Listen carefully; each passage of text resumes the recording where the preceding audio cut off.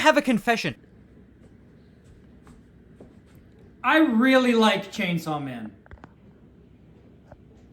When the manga was releasing, it was a global sensation. The insane mind of Fujimoto, he did it. He created a high-octane action roller coaster full of the classic drugs, sex, and rock and roll. Yeah!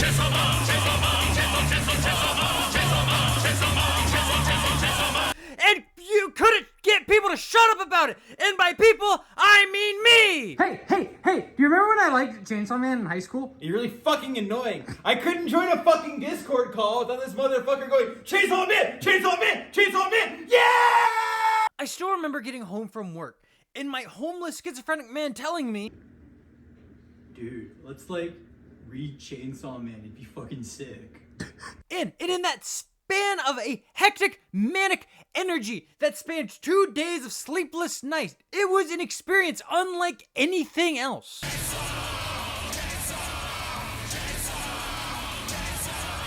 Unironically listening to the chainsaw opera song over and over again while playing chainsaw sounds, yelling and screaming at the pure blood and viscera on the black and white pages, feeling every blow and impact, watching a chainsaw rip and tear in glorious, unapologetic fashion.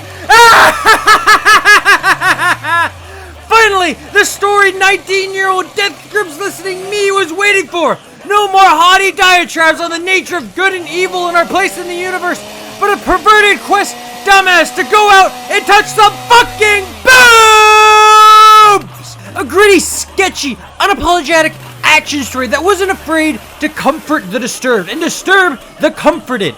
And to this day, not even the most intense Death Grips mix, funk, edit, or PR session has ever hit that high of raw spectacle violence.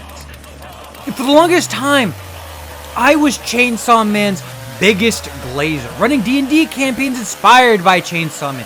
The urban setting, the magic system, pulling me in and captivating 19-year-old me like only JoJo's Bizarre Adventure before it. That itch for violence has finally been scratched. Chainsaw Man was a raw, emotional outcry that could only be matched by the made-up fight scenes you have in your head while listening to music. And I waited endlessly for the anime's release. And then it came out. Disappointment was an understatement. I didn't get it. Why is everything so washed out? Why is it so surreal and clean looking? What happened to my sketchy fucking line art? Is that fucking 3D CGI? Dude, what the fuck do you mean the most highly anticipated anime lost popularity to a fucking bad show? What the fuck? With the airing of the anime and the quality of the English fan basing going down the drain, and as well as questionable choices being made in part 2, my love for the series waned and waned and waned. I was now 24, not that hyper-bombastic 19-year-old who frothed at the sound of chainsaws. I've read, watched, and played peak fiction. I've grown jaded and tired. Online discussions went from how cool Chainsaw Man is to instead about its problematic content and the pretentious video essays about mice. The manga and the experience I had with it is gone now. At least the ending was satisfying. A lot of jerking off to Makima porn later.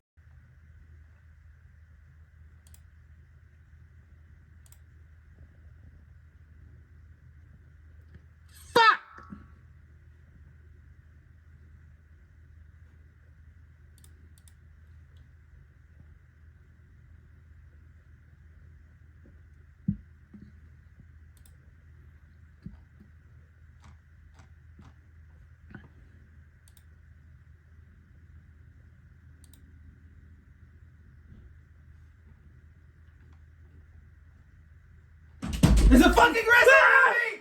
Ah! What the fuck do you mean my porn has a movie? Fucking Reze movie! Ah! Of course, I grabbed all my friends I annoyed with Chainsaw Man almost 6 years ago and watched it on opening day. From what I remember, the Reze arc was pretty alright. She was neat and cute and cool and stuff, I think. There was a lot of action. I like Denji riding a shark in the Typhoon Devil with the Sharknado reference. That was really cool. Yeah, I remember that this arc was when Chainsaw Man really got off the rails, but man, it sure is hyped up.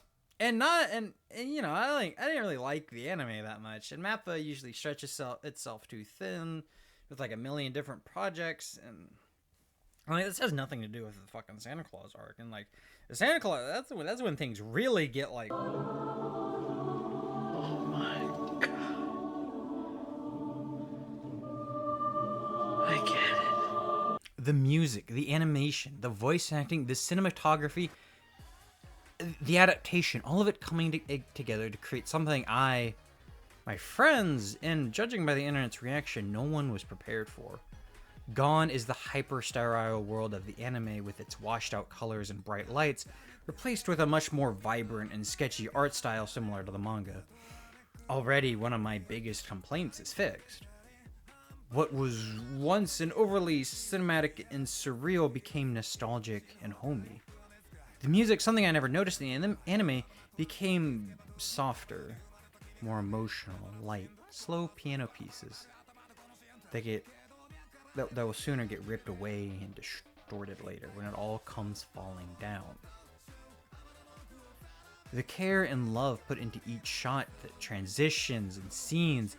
Fujimoto is a master of panel layout, his love of film inspiring him to use panels in a much more experimental style not seen in other manga that both allows for action to flow as well as being able to sit on one scene in a moment in time. And the movie is able to replicate and expand on it in ways the anime, most other anime, cannot. And the voice actress for Reze, Rihanna Ueda, probably said that wrong. I tried so many times. Adding so much joy and personality to Reze with the slight hint of something being wrong. And having a lot of fun blowing shit up. She's out here living her best life.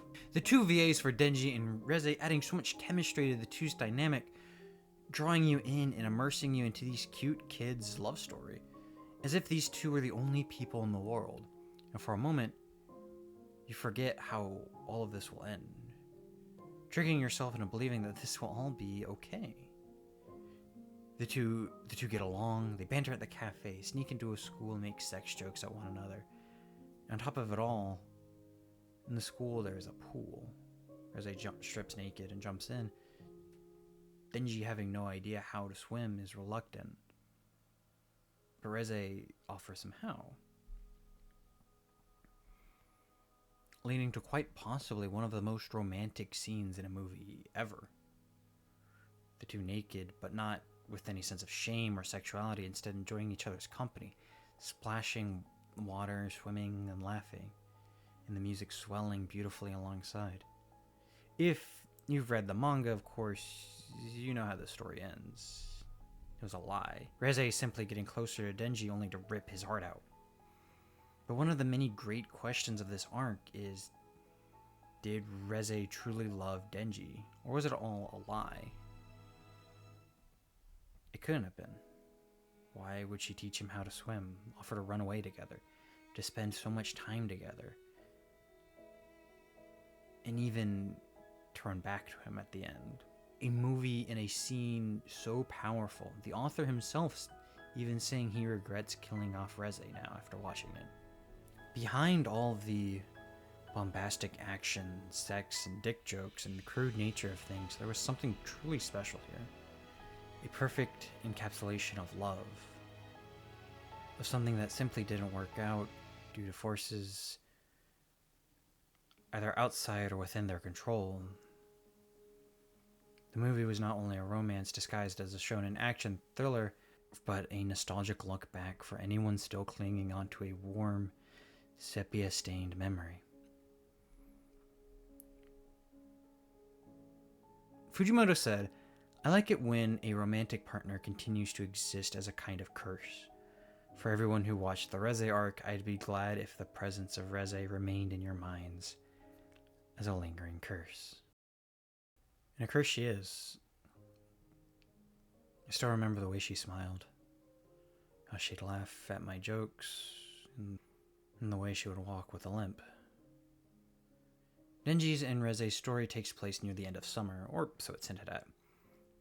Summer, typically in Japanese media, is always depicted in this soft, almost melancholic tone. Youthful days now long by, and the long, lingering sunsets, cool summer nights with gentle breezes being all too familiar to love stories. For me, there was no gentle breeze, no droning cicadas or wistful nights. But it was cold. I remember the snow and the wind, the scarves we wore bundled up going to work. Reze is hinted at later in the manga, alongside other important people in Denji's life, but only hinted at, and nothing more. She's become a ghost. A first love never truly forgotten. At least not fully. Never fully.